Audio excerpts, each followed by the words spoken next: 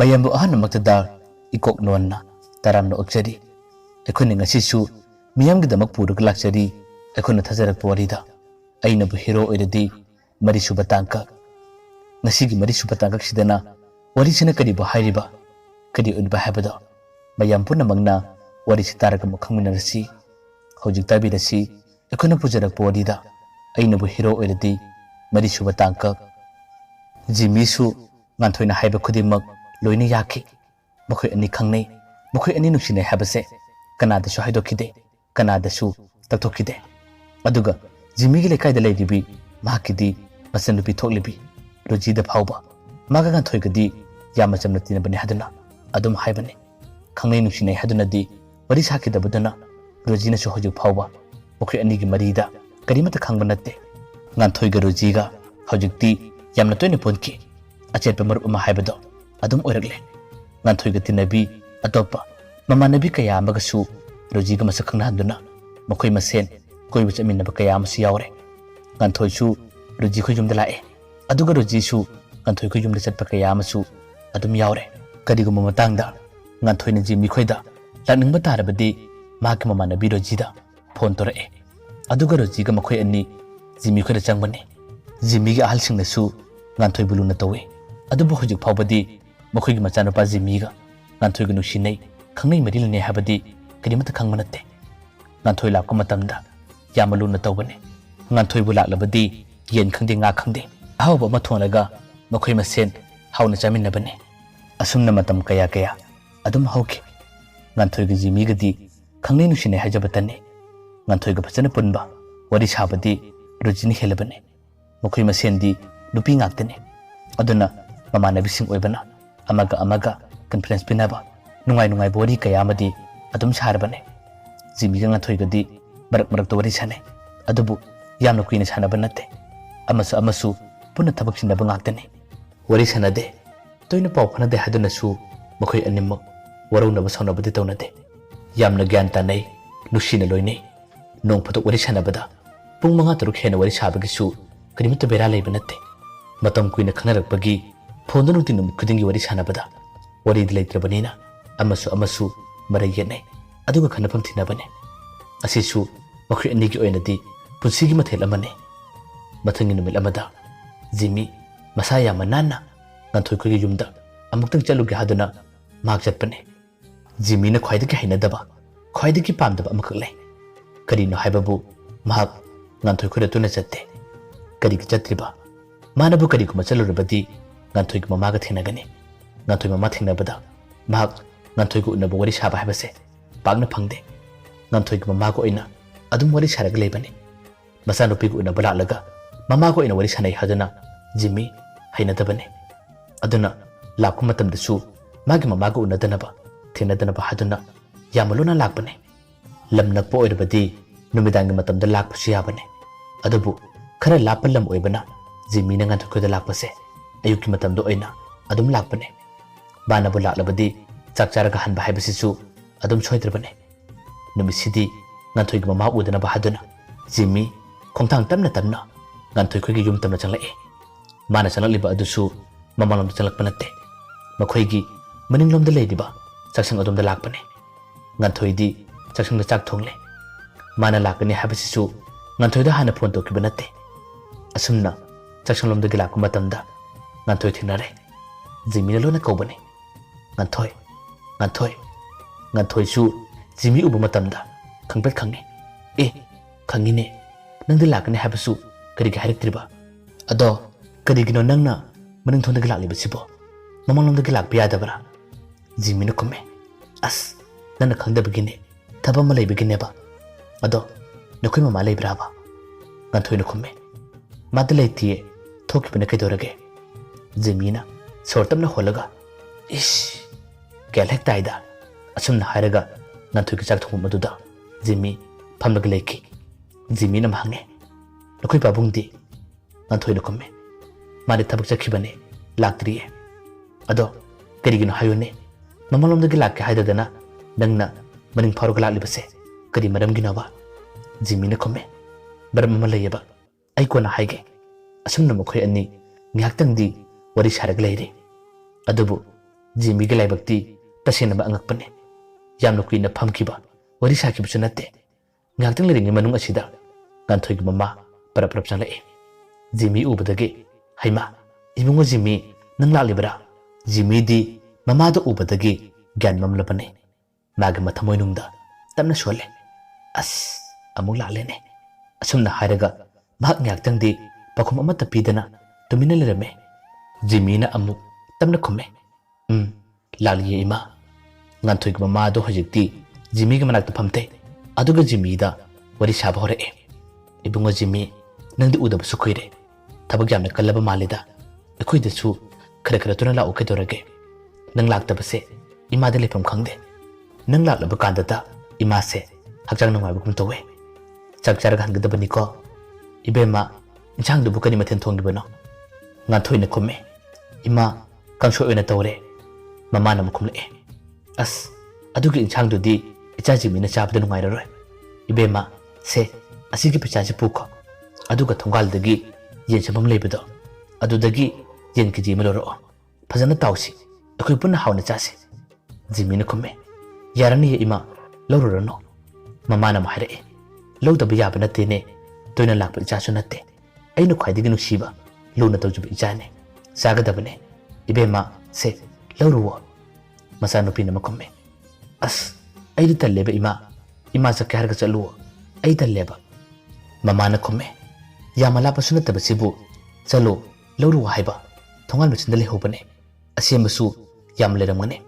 khara phajaba matumda kiji maloro ai icha Jimmy gori saga da basu yam leidi se chalo haiba asumna haraga mama duna bachanu pi ngan thoibu yela semaloro haduna tharakhe ngan thoi chati chaning da bane adubu tanna adum thoke Jimmy su asomda haina da bana lore bane mana lakbu khudingi ngan thoi gu inaba wari sanaba habase pagna phangba natte ma ki mama go oina adum wari sanaba ne asidani Jimmy na tasena maktalliba tasena ma hinadriba Jimmy ga manakta phamlaga ngan thoi gu mama aduna wari kaya ma sari wa kaya ma hangli Jimmy su tanna adum khumme ngaktangi matungda ngan thoi yela sema pura ga changle mama na ngan thoi da yendu phasana ngawra haduna amkuchu haibane ngan thoi su Jimmy la kuma tanda maga wari sanaba phaminaba haibedo pamjabane adubu magi mama na manakta sum leibana kari haigani kari wari busagani mama pusalo haduna talubu yabra khangbi gadaba gyan ta gadaba ngan thoi gi pale maduna kalimata khangbi daba matam asida ngan thoi kari ba haigani asinani Jimmy na ngan thoi ko da lakpase yama tallibase ngan thoi ko da lakani makhoi ani phaminaba wari sanaba habidudi pagna phangma natte mama leramgani mama go ina sum unaba tabane de to batabane Jimmy su masa matum ta leba matamda wakhal kaya amade khallabane mahangna wahang kaya mahangjari aina koiriba sibu mamara natraga masano pira haduna masa matumta